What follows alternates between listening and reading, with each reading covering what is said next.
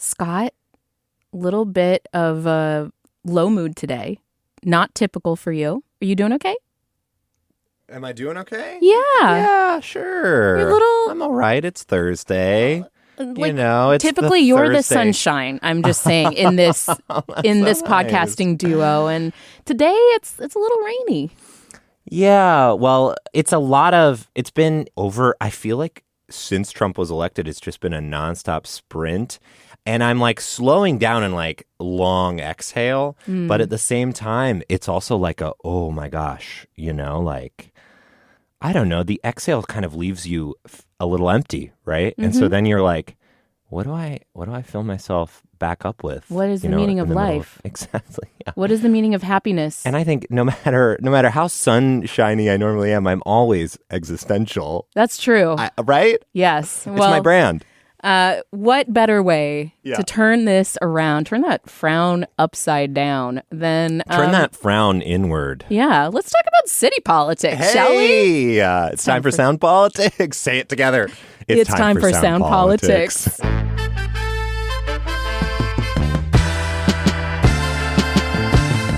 This is Sound Politics. I'm Scott Greenstone. And I'm Libby Denkmann. And Scott, we have a new mayor-elect in Seattle, and since Mayor Harrell won't be around much longer, we have a major podcast announcement to be making. There is a huge. Big change on Sound Politics. Yeah, I will be able to cover the Katie Wilson administration because I don't have a conflict of interest on her team that I know of yet. She hasn't really announced her full team yet, but it certainly won't be to the level I had with outgoing Mayor Bruce Harrell. I have so many emotions. I can hear it. There's a song in my heart, though. I heard a little bit of it, like a haunting ghost. But a second-hand emotion. What's love got to do? I'm so excited to never hear that again on this show. No more, Tina? Well, I'm happy that we can gab about the city once again, and, we'll find another theme song for your personal life maybe someday. So yeah, we're going to talk about Seattle's next mayor. It's been a week since she officially became our mayor-elect, and right now, Katie Wilson's hard at work, getting up to speed, talking to the World Cup committee about the games that will surely take place next year in Seattle, despite what Trump may say offhandedly to the FIFA president. Wilson's meeting department heads, building her transition team, that kind of stuff. Yeah. Sorry, I was just thinking about what that song would be for my personal life. And Charlie XCX does have a new song called Chains of Love out. It's very good. But to get back to the matter at hand, Wilson comes, as we know, from a progressive activism background. And on the campaign trail, she admitted her lack of elected experience and that it would mean that she'd have to surround herself with people who could help her get up to speed on how to govern a major city, a giant, sprawling bureaucracy with, I don't even know how many, thousands of employees, giant budgets. Yesterday, to help her get her hands around that giant bureaucracy, she announced her top advisors on that transition team. So there are a group of 5 so far, names we know, City Hall insiders and community organizers. Andres Mantilla will head the team. He's a political consultant who's worked with 2 former mayors, Nichols and Durkin. There's also a union leader, a social housing advocate, and a neighborhood advocate with roots in Little Saigon. Do you think that picking someone who worked with the last 2-term mayor that Seattle saw, over 2 decades ago is like hopeful, like, let's manifest a second term? The Nichols pixie dust. Yeah, that's right. Does that exist? We'll see. He is very fairy. I've seen him before at events, and he is very fairy-like. Old Greg Nichols, the last 2-term mayor. He floats. He sort of floats. He floats a little bit. Greg Nichols is fairy-like. He's elfin, at least, let's say. Okay. So I'm while just gonna leave that there. Please don't call me Greg Nichols. Well, what are you talking about? We're Facebook friends, actually. Oh, that's great. Actually, I think we are too. I don't go on Facebook anymore. But while all this is happening here in Seattle, right? Nationally, there's a lot of think pieces. People are suddenly realizing that Katie Wilson exists in the national press. The Wall Street Journal mocked her commitment to diversify in her administration. The Washington Post compared her to Zoran Mamdani in New York City. Certainly not the first, but not in a good way, right? In more of a doom-mongering way, implying that socialist mayors might be bad for big cities. The president of the United States, as you mentioned, added his 2 cents and called Katie Wilson a communist. Wilson's election is making waves in a year when both Democrats and Democratic Socialists scored high-profile wins across the country. Everybody wants to get in a headline about that socialist on the West Coast. Yeah. There is, though, as we look forward to her campaign, there's something that we really did not hear, which is, the thing that I've been kind of curious about is this inside story of the Wilson campaign, how the team took somebody who was a total newcomer to being that elected official, even though she'd been working in politics for a while to get policies passed. She was very new to the whole being the face of politics. Yeah, she was behind the scenes before, yeah. And I was really excited when I heard that you were talking to her campaign team on your other show, Soundside. Yeah, I did. And I wanted to get a look at the campaign, but also a better idea of what the future looks like for progressives. Yeah. Like, this electorate is very fickle. We mentioned it hasn't reelected a mayor since Greg Nichols in 2005.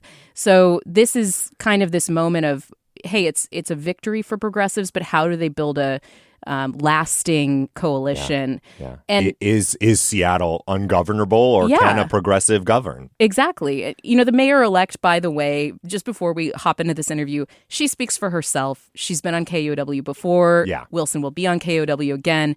I realize there are certain optics when you have two men in a room explaining the success of a woman who was just elected mayor. This is not like guys, how did you create Katie Wilson conversation? How did you make what we all know as Katie Wilson today? I think, too, especially after you win a campaign, but certainly on the campaign trail, if you're a candidate, you are always on message. Yes. And there are some really interesting things that we heard in this interview that I don't think Katie would have said at all. Yeah, the ins and outs in the political process. We'll talk to her closer to her swearing in when she has more details worked out about very ambitious policy proposals. What is she going to do in her first 100 days? Standing up new units of emergency shelter and housing people in vacant apartments across the city.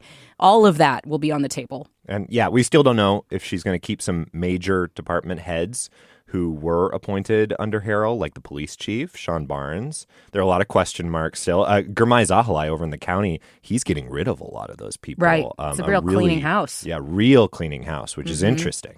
Yeah, that is all going to be for future conversations. Right now, we have some key figures from the Wilson campaign team here to share their views on how it all went down. I spoke with Alex Gallo Brown, the campaign manager for Katie Wilson and a former union organizer himself. By the way, a poet. Alex is a published poet. And Wind Power Strategies political consultant Jake Simpson, who was Wilson's consultant. And Jake's been in local Democratic politics for a hot minute, worked with many, many famous names in Democratic politics around the state. So we talked for almost an hour. You can hear the full interview over on the Soundside feed, and we're going to play a big chunk of that conversation for you here on Sound Politics. Let's jump into it. Whose idea was the pizza ad, the post, the social media video, the affordability message where Katie, I think, is the first time that she broke through with non-broken brain people in Seattle who follow local politics so closely. I was getting young people in my life being like, oh, have you heard of Katie Wilson? I see this video in my feed about she's connecting the cost of a slice of pizza to housing and rent. Whose idea was that? Where'd that come from? So it's funny that part of the magic, I think, of the campaign is we had all these volunteers involved, right? And so we assembled a group of volunteers that were kind of going to help us with social media early on in the campaign. And these were just people who called us, really. I mean, there was no real rhyme or reason to it. It was people who were interested. And somebody wrote a version of that script, and one of the volunteers, I could name him, but I'm not sure he would want me to. But he wrote the script, and then another volunteer came out to film it with us. And I remember we were debating, should we do teriyaki or pizza? And originally I said, I'm from Seattle. I'm born and raised Seattle. I was like, teriyaki. Teriyaki right? is our thing, yeah. But we happened to be closer to a pizza place. We were on Capitol Hill, and so I remember calling the pizza place saying, hey, do you have slices? And they said, yeah, we do. I said, okay, we'll go there. And that's how that happened. Jake, why do you think that resonated, that video in particular? I think it's just such a relatable thing. We have seen a lot of folks talk about how Seattle income, the AMI for Seattle is so high compared to a lot of the rest of the country. And I think the cost of housing is really important for a lot of folks. Another big gripe with things is like when you go out and get a beer, it's like $12. When you go out and get a slice of pizza, it's $8. So just our anecdata, what we were hearing from people on the ground complain about in the city was just like, yeah, of course we want the housing to change and we want, better wages and all that stuff. But it is really annoying to go out and have to pay $15 for an old fashioned at the bar. Yeah. I'm curious, there was this big shift, right? So the primary election happens. She wallops Bruce. The margin is almost 10 points. And I think that woke a lot of people up to what you guys were doing as a team, the Wilson campaign. And then when the general comes around, obviously there was a lot more spending, a lot more conversation. There was so many events that everybody was doing, debates, everything like that. The electorate gets bigger turnout, and the margin becomes really, really slim. Is that a factor of demographics changing in the general election where the turnout just gets more centrist and you had a more progressive, activated group of people who came out in the primary? Or was that a representation of the money that was spent, the persuasion that was going on in this campaign where Bruce's camp really clawed back a lot of that message? I guess it's demographics or persuasion. Jake, what do you think happened there between a really big margin in the primary and a slimmer margin in the general? I think it's probably more persuasion, but I want to acknowledge the fact that I think what we saw out of Bruce's camp in the primary was really flat-footed. It was he thought he was going to sail to victory, and everybody thought he was going to sail. Broken-brain political people thought that he was going to sail to victory. A lot of us were having that conversation in the newsroom, like, okay, who's going to run? Is anyone going to run? Right. And then at first it was, I'm not to denigrate anybody, but just people that had really no realistic shot of being elected. And so, yeah, there was that sense that it was kind of a sleepwalk. Yeah, that's right. And I think when you're spending a bunch of time around people who are telling you all day long that we got you on this, you're going to have, $1.7 million. It's all going to be fine. You're going to sail into re-election. You let your foot off the gas. And I think one of the things that we did was we didn't let off on the gas. We always thought we were going to be running from behind to try to win this race. And so I think what we saw in the general is an awakening of the Bruce Harrell campaign. On one hand, with Bruce, very much feeling sort of like, wow, where did this come from? No one saw us coming, is the Katie Wilson line from the day that we declared victory, which is true. So he woke up, and then all of the groups that were like expecting another 4 years of Bruce were like, oh man, we better spend really significantly here. And so, throughout the campaign, we saw about a 2-to-1 spending difference total between the outside spending for Bruce and Bruce's campaign versus us. In the general, it was more like 2.5-to-1. Mm-hmm. So yeah, they really ramped up the persuasion for sure. Alex, what do you think about that? The difference between the primary and the general and the margin? Yeah, I mean, I think they were sort of, feeling around for an attack line that would work, to really, because there was so much enthusiasm, I think, around our campaign, and they tested out different things. In the primary, they tried sort of aligning Katie with Shama Sawant and defund the police, and I think that one of the original mailers was Katie Wilson goes too far. There was sort of she's an extremist. I think they realized that wasn't going to work because that wasn't the campaign we were running. Katie isn't an extremist, and that wasn't effective ultimately. But so I think with about a month to go, they realized that this experience line was a better line of attack because at least in the way that they portrayed it, I would contest that Katie doesn't have a lot of experience. She spent the last 14 years organizing in Seattle, working closely with elected officials, helping to pass legislation. But she won the election, so yeah. I'll stop saying that. Yeah. Okay. But I think that they were able to do a relatively convincing job with all of that money, especially, kind of overshadowing our ability to communicate with the public, right? To sort of cast doubt that she was ready for the job, especially with Trump in office in this kind of very precarious moment. So KUOW kind of became a storyline in especially the late stages of this campaign because of an interview that Katie did with one of my colleagues in the newsroom.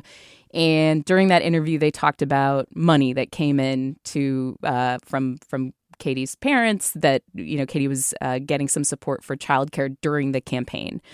Now, that got picked up by the Herald campaign. The idea that she was, somehow being supported by her parents or, dependent on her parents, I think also played into that idea that they were the bigger narrative they were trying to weave of inexperience or somebody who's not ready to lead, basically.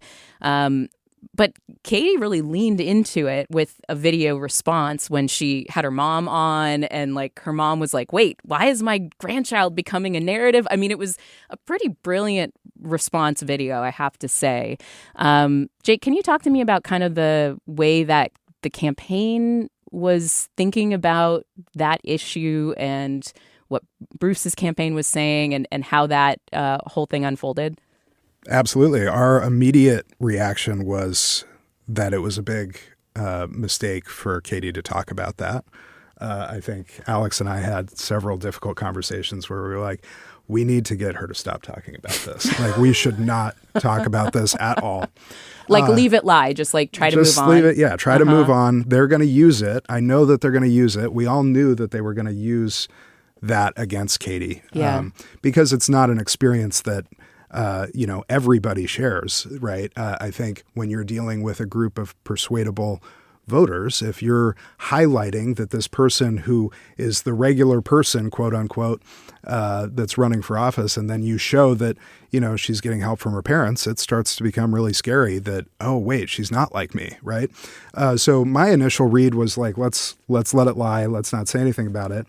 And then Artie Nosrati, I mean, you can talk more about how this came together, Alex, but Artie and Alex and Matt came together to make that, and they didn't tell me about it. They just put it up. The video with her telling mom? Me about it. Yeah.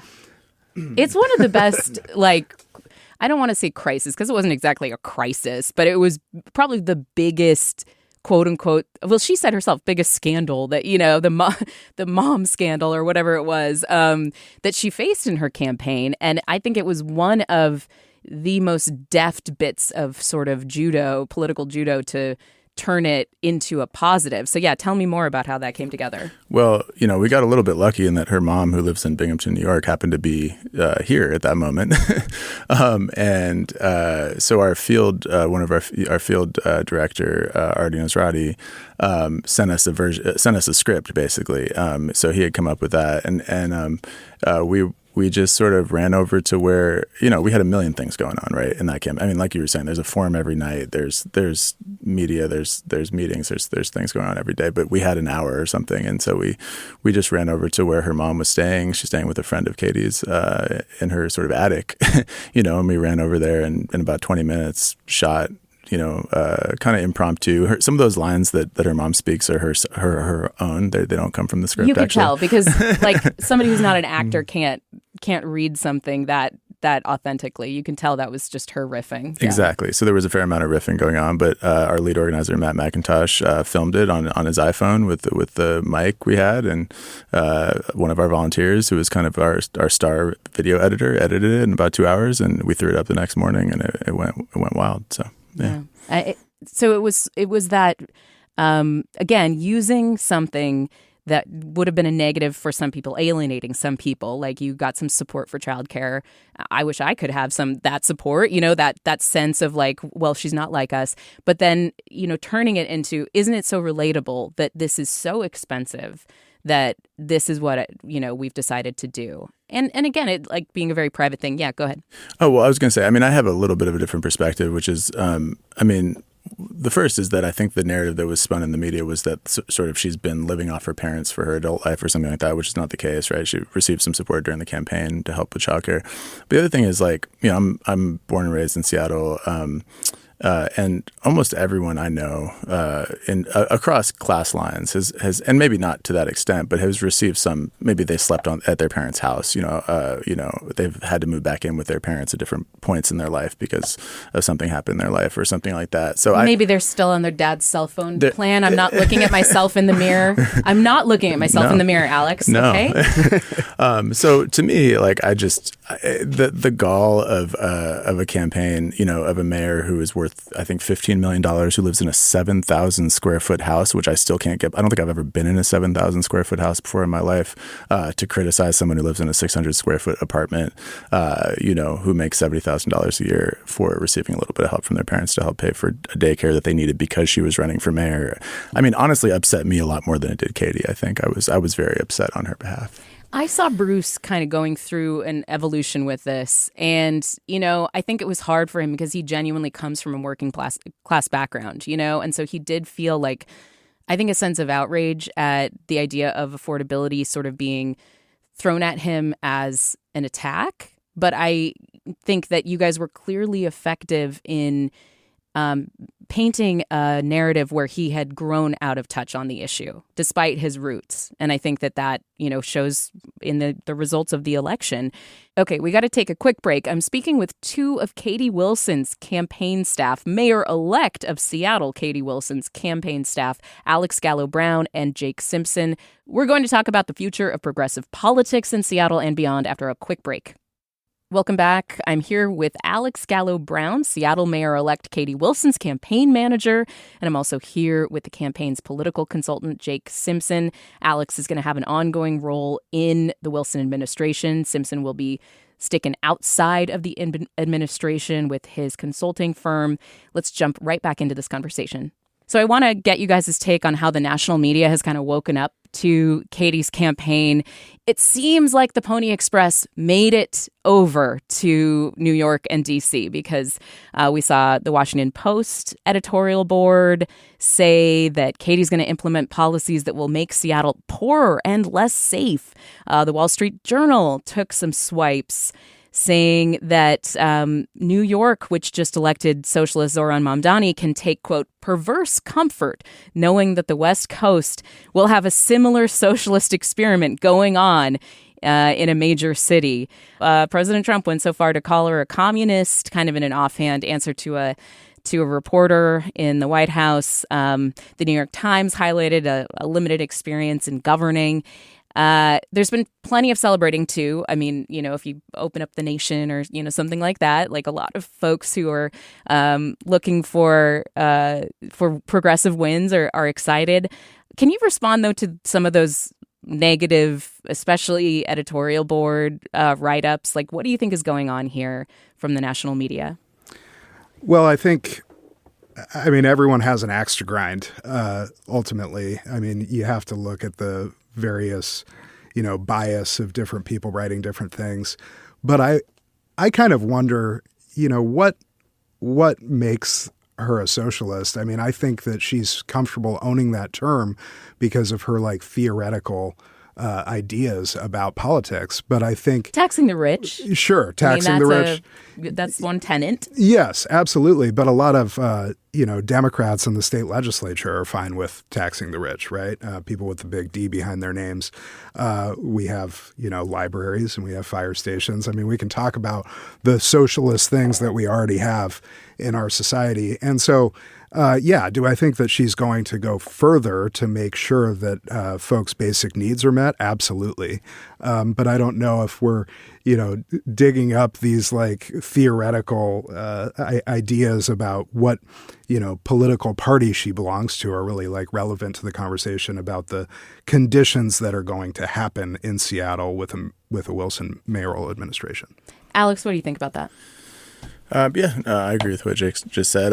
I've seen both sides nationally. I've seen there's been some really positive response, and the amount of interest has been frankly overwhelming over the past week. Everywhere from Germany to Norway to different places around the world want to talk to Katie right now, and unfortunately, I have to tell them no because we need to actually focus on trying to think about what this administration is going to look like. Okay, yeah. I haven't been able to get her on since the election, so if she goes on with Norway press, I'm just going to tell you, Alex, I'm going to get mad. Fair enough. But yeah, so you're saying basically, Jake, what I'm hearing is it's fun to make these, labels kind of into boogeymen sometimes, but also what you've seen and what she ran on is not like scary communism stuff. Right. There's no guillotines in Pike Place Market. I don't think we're going to have, the red square, encompass the whole city or something. Like, I think we're going to see some really good social programs. I think we're going to see some incredible work to make the city more equitable in a Wilson administration. And some of that is going to probably come from getting money from the wealthiest 1% of people who operate businesses here or live in this region. But I don't think it's going to be some crazy Leninist thing. Even if she wanted to, I think, right? I mean, and I don't think she does, but I think at the local level, I mean, at the end of the day, it's as people have pointed out on the right and the left, the job of the mayor is really about making sure that the government works well and runs well, and also changing some of the structures within it and possibly passing new taxes or expanding the social safety net to some degree. But really, I think Katie is going to be focused on, especially in the beginning here, like how do we make this government work better? Because one of the things we heard over the course of the campaign repeatedly was there's just a ton of dysfunction, happening. And people just aren't getting the response that they want from city government. They don't know what's happening inside city government. I think that's also a big part of the story of why Katie won. And so I think that's what the focus is going to be right now, is just really how do we get this thing operating at a high level again, and then we can think about how to make it work for working people again too. So on that point of, priorities, what are the kind of levers that you can pull at city government? I mean, when you run on affordability, for example, what can you do as mayor? I think that's, one of the sort of side-eye tones that we're getting, especially from people who are writing up, the idea of big promises, but then how do you fulfill them? What kind of levers can you pull at city government in order to address things like affordability? I think it starts with building the kind of relationship that moves the needle with the legislative branch, the city council. It's a little bit of an interesting situation because many would argue that Katie is more progressive than the majority of the city council and is going to be looking for more affordability legislation than many of the people on the city council. So it starts with building a relationship there. But you also, as the mayor's office has the ability to propose a budget. And I think, there's going to be some budget difficulty. So all of the things are going to really stem from being able to build a team in the administration that has a blend of institutional knowledge and city hall knowledge and possibly relationships with the, quote unquote, other side, people experience with drafting a budget. And then these kind of newer faces that you're going to see out of the Wilson administration that have a vision really closely aligned with what Katie ran on, that have maybe been boxed out of these conversations so far around, shaping policy in City Hall. What do you think, Alex? Is it about, we heard in the pizza video, housing addresses affordability, for example. Like, are there other levers? Like, what kinds of things can she focus on right away, or is she talking about focusing on right away that will fulfill some of those promises in the campaign? Yeah, so I think housing is a big part of it. I know that social housing was a big part of the reason that Katie talks about why she got into the race in the first place, and in other cities around the world. Especially because it's not done as much here in the United States, having a large stock of social housing can really help drive costs across the sectors down, right? And so I think that's one part of it, but we're just at the very beginning of that. I think broader renter protections, for example, is one thing that could help with some of the housing unaffordability. Childcare, is something that we talked about during the campaign, specifically childcare during the summer for school-age children, because that is something. If you have your kids in public school, they get out in June. What do you do from June to September, right? If we could, sort of scale up our existing programs within the community centers to provide sort of universal or close to free childcare, summer care for folks, like that could be a big thing for people. I think the goal ultimately is universal childcare in the city, but we also recognize how expensive that will be. And I think, as Jake mentioned, we're dealing with some budget difficulties, right? So again, not going to be my lane necessarily, but I think that there's a lot, our policy folks are going to be working really hard to come up with concrete solutions for how we can really start to make things more affordable for working people here. Yeah, Jake? I also think we have ranked choice voting coming to Seattle soon, right? It starts next year or the year after. I can't remember. Yeah, I'd have to look it up. And so I think we're going to see this really interesting shift. A lot of these big changes are going to be coming, I think, from you asked at the beginning of this, like what led to this victory and all of this. And I said something like, if you rolled the dice 100 times on this, then you'd see it happen once or twice out of all those 100 times on a campaign like this. But with ranked choice voting, we're going to start seeing people running on different things, on really focused issues, sort of like we saw in New York, and potentially be able to see more proportional representation for the varying interests in the city instead of just cleaving along, business versus labor lines like we've seen for decades in the city of Seattle. And that change, I think, will be instrumental in driving a lot of, these affordability changes that we need to see in the city. Let's talk bigger picture Democratic politics now, if you'll humor me. The Democratic Party is in a period of flux, a period of, some might say, infighting, some might say just healthy struggle over its future. If you look at polls, the party itself has, just really plummeted people's estimations of the party, their confidence in the party.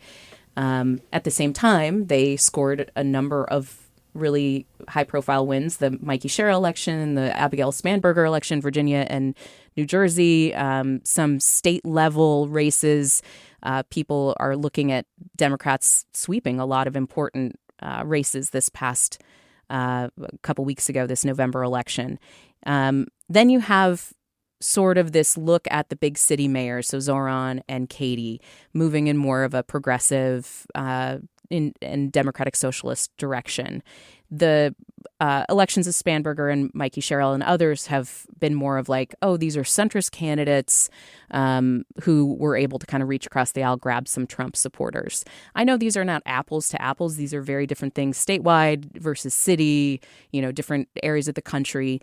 But where are we at in the future of Democratic politics? Like, is the future in the direction of Bernie-crat kind of anti-corporate lane, or is the future abundance, let's kind of focus on like making the free market work better, things like that? What do you think, Jake?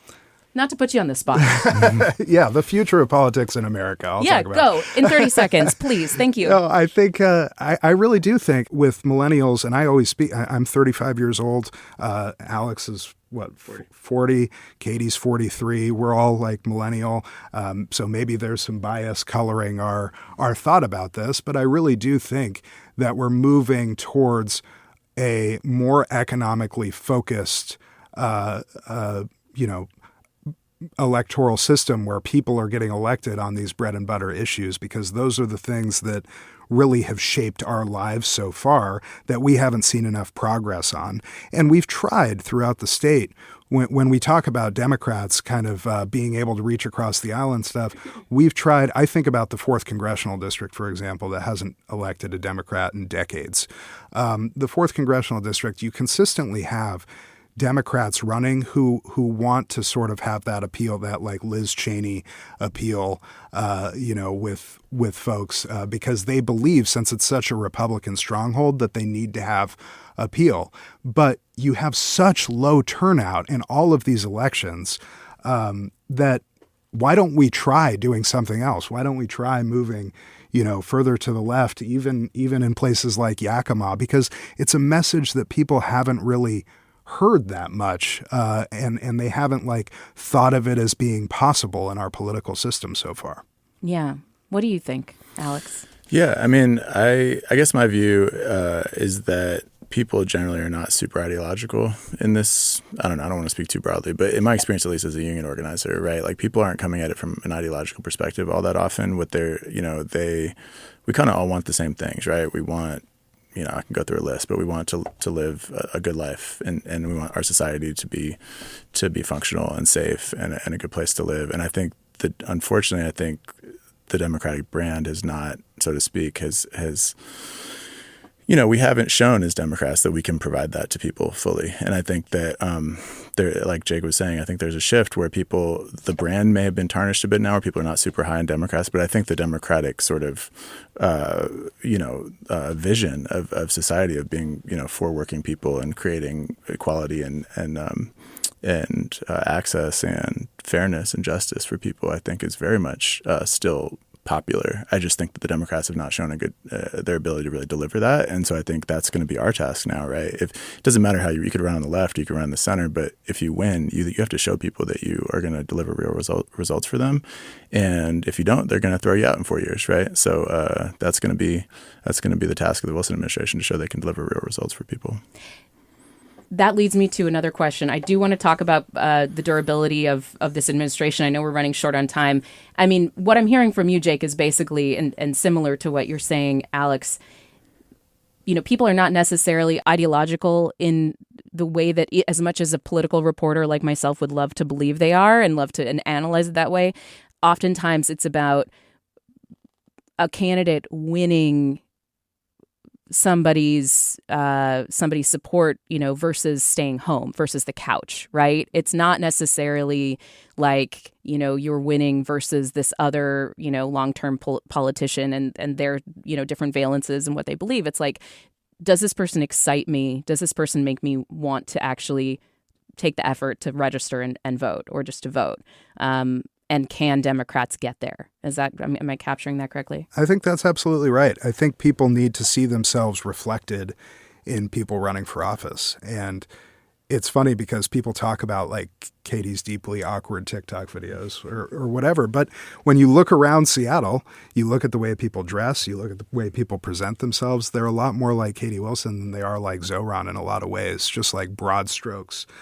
We all have our hoods up. I'm wearing a hoodie right now in the studio. We're not talking to people that much. We kind of have we're in the dark 300 days a year, so I think people do need to see themselves reflected in the people running for office. And I think that it doesn't necessarily matter ideologically where you are. If you want to call yourself a socialist, fine. If you want to call yourself a Republican, fine. Whatever it is, there's an emotional we always talk about the emotive response in politics. There's just an emotional connection that people have to have with your message and with your values that get them out of bed, like you're saying. You say we don't look like Zoran, but you don't know about my secret rap career, Jake. That's right. Yeah. So you've Apologies. judged based Apologies. on appearances. Yeah. Final question for you both. How do you create a durable, progressive administration, coalition here, a Katie Wilson administration that is not being swept out of office in 4 years by the rather fickle electorate here in Seattle? What do you think? Yeah, I think a big part of it is, over the course of this campaign, we built relationships with many, many people, many, many communities, organizations. And I think it's really important that we bring those people into this administration, and that it looks different than I think what a lot of mayoral administrations have looked like over the past few decades here in Seattle, where it feels like people get elected and then they kind of disappear and they go up into the 7th floor and whatever. I think it's really important that all these folks feel included, like they're part of the decision-making process, and that ultimately, like I said before, that we deliver for them and together, and we do it together. So, Jake? Yeah, I think exactly what Alex said. It can't be a come to the castle administration. It has to be out in the community. And I think what we're going to see with the Wilson administration, given it was all intentional on the campaign. She's a community organizer. She hired a former labor organizer to be her campaign manager. I'm a former labor organizer. I was her consultant. The lead organizer on the campaign, former labor organizer. We had former Washington Can people. I don't think she's going to operate any differently in a mayor's administration in terms of the people that she brings on to execute these goals. It's going to be really organizer focused, and it's about bringing people along and making sure that, we're delivering tangible material changes in people's lives. Wind Power Strategies political consultant Jake Simpson was Katie Wilson's political consultant in her successful run for mayor of Seattle, and Alex Gallo Brown ran the campaign. Thank you very much, both of you, for being here. It's been really a pleasure to get to kind of dig in on these things and hear the inside track on what you were thinking, especially for the response video on the money from the parent. That was fascinating. I was really interested to hear kind of how you were thinking, and appreciate your time today, guys. Thank you so much for having us. Really appreciate being here. Thanks. And that's it for Sound Politics. Today's episode was produced by Sarah Leibovitz. I'm Libby Denkmann. Our editor is Kat Smith. I'm Scott Greenstone. And this show is only possible because of your support. Please consider a donation at kuow.org/politics. See you next week.